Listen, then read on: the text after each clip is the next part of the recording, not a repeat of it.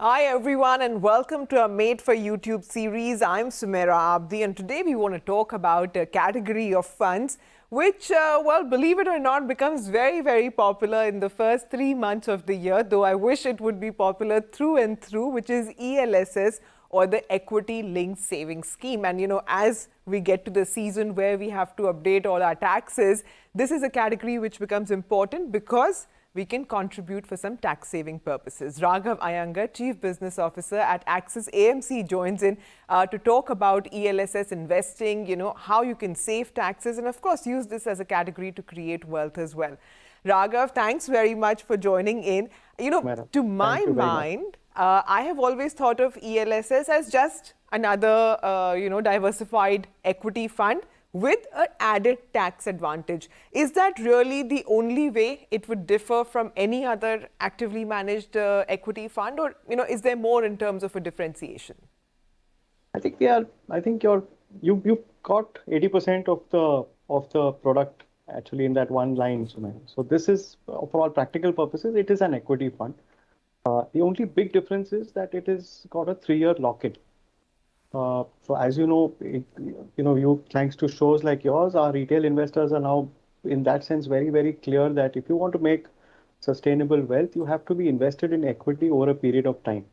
And sometimes because of what happens in markets, because of what we read, because of what we hear socially, we take sometimes the wrong decision at the wrong time. ELSS, because of the 3-year lock-in, allows you to stay and you compulsorily have to put that money there. So it does two things. It makes the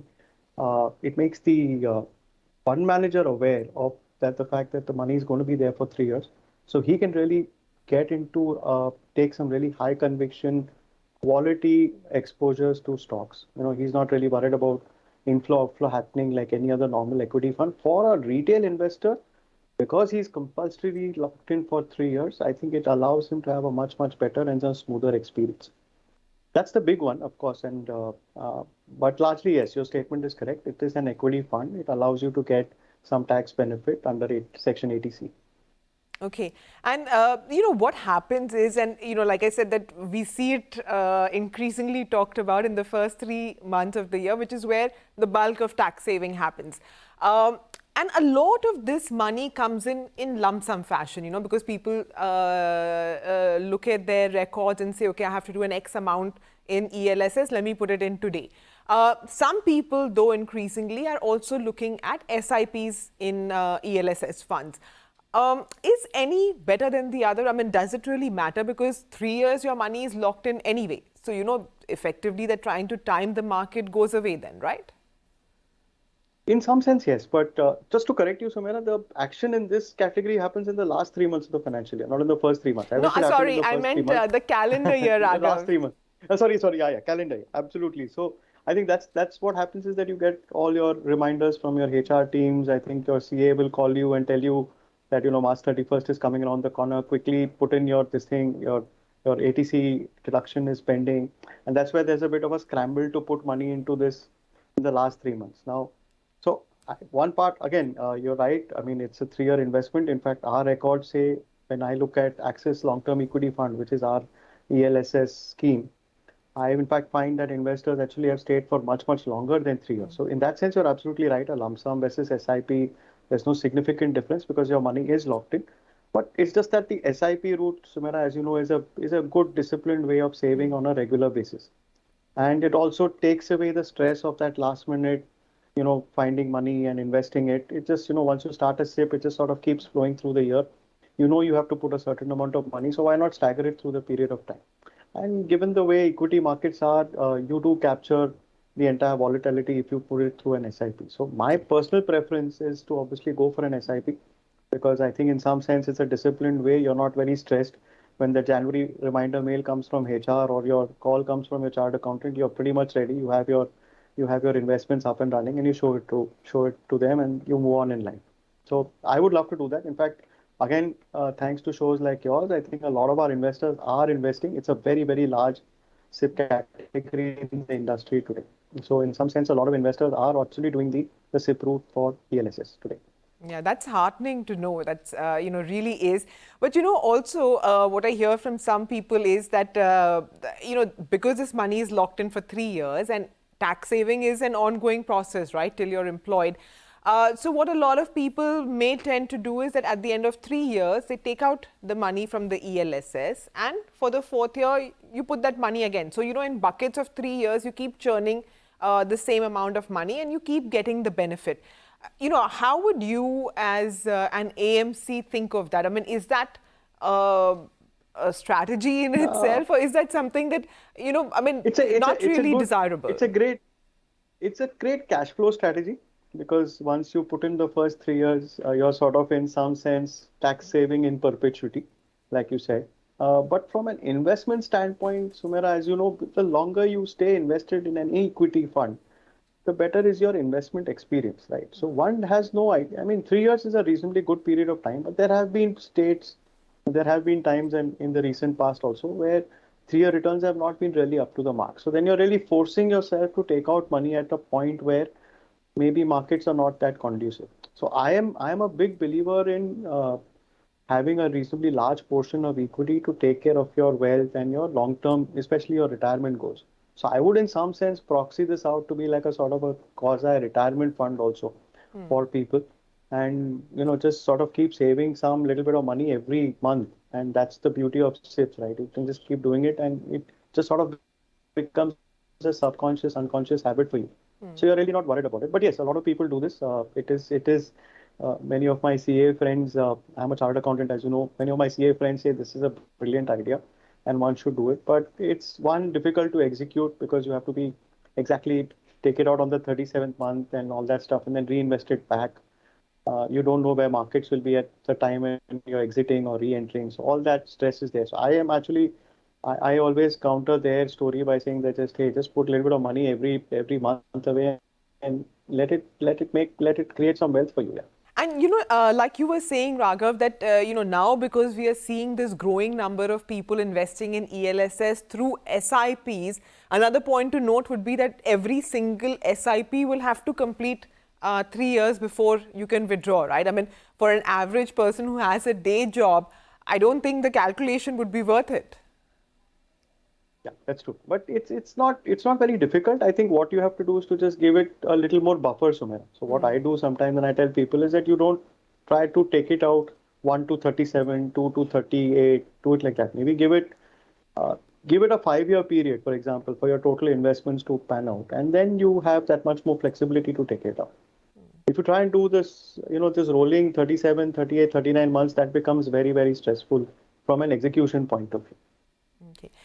Just like we have the ELSS, which is for Equity Linked Savings Scheme, one of the asks from the mutual fund industry has been for a debt linked savings scheme, right? DLSS. Right. And, I mean, for as long as I've been tracking mutual funds, this request has been there, but it has not come through. Now we have seen already that the new tax regime has been introduced, which doesn't have any of these deductions, right? So given, I mean, this is purely conjecture on my part, and I'm asking you because you'll have your ear to the ground, is that, because the DLSS hasn't been introduced and because the new tax regime has, which will be minus of any such deductions, what is the future of ELSS? I mean, do we expect at least for the next 5 years it's going to be around?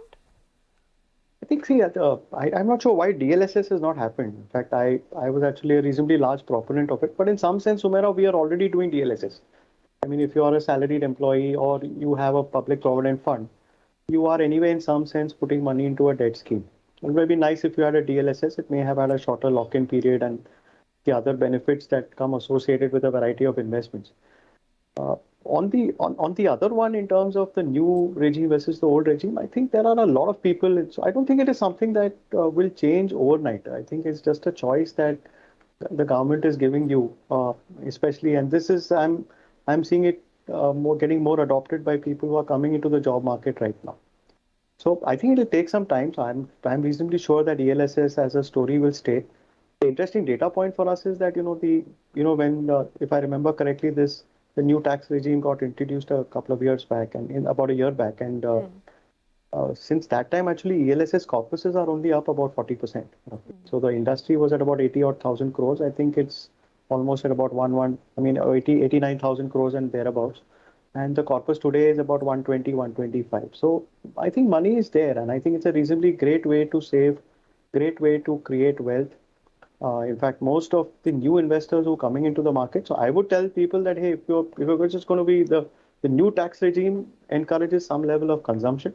What we have all had the benefit of when we started our career was some level of forced savings. By force, I mean that because you get a tax break against it. So one of the things that every individual likes to do is to sort of minimize his tax or his or her tax outgo, right? So this is one way of doing it. By taking away that and saying that, hey, there's a new regime here and there's no deductions, but you get a little more take home, I think in some sense is a bit worrying because you could, the earlier you start, and, I'm a classic example of that. I put some, I don't know if you remember in the initial days, the ELSS was allowed only up to 10,000 rupees. And then it became part of the ATC 1,50,000. But there was a 10,000 rupees separate section.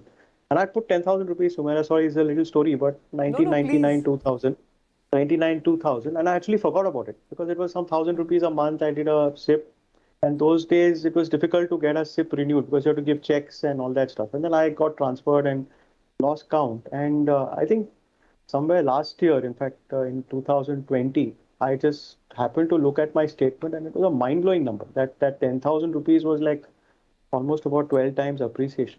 And it was also kind of tax-free also for me because I didn't have any other capital gains at that time. So, up to a 1 lakh rupee capital gain, an individual is allowed tax-free income. So it was superb. And I was just cursing myself that why the hell I didn't make that attempt and renew that thing and continue that 1,000 rupee SIP for much, much longer periods of time. So I think that's the power of equity compounding. You don't see it over a 3, 4, 5 year period, but when you suddenly start seeing it over 10, 15 years, it sort of literally and in some sense changes your life. Yeah. So given that background, I think ELSS is a brilliant way for a first-time investor to come in, put a little bit of money, get some tax savings, and also obviously create some corpus and create some wealth creation ability and create a good corpus for a much, much longer period of time. Yeah, absolutely. I take your point, Raghav, because, I had a 1,000 rupee SIP for 1 or 2 years. I forget, a long time ago. That AMC since then got sold twice over. And, my corpus has only been growing because I'd absolutely forgotten about it. And this was pre-DMAT. So I keep getting paper statements and, I'm happy to see the result. And that is the magic of compounding, which to some extent, ELSS does help in because it takes out the behavioral bias of wanting to withdraw every time you think that your corpus has grown a little bit and therefore, take money off. Or consequently that, my scheme is not doing well, let me take it out and put it elsewhere because, things will pick up. Trend is your friend, right? So Raghav, thank you very much for joining in to talk about ELSS, and I hope always a pleasure. Thank you, and I hope everybody who's listening in has found this conversation to be interesting and to be a learning experience. Thank you very much for watching. We look forward to hearing your comments, suggestions, and also giving us ideas for what you want us to talk about in the future. Stay safe.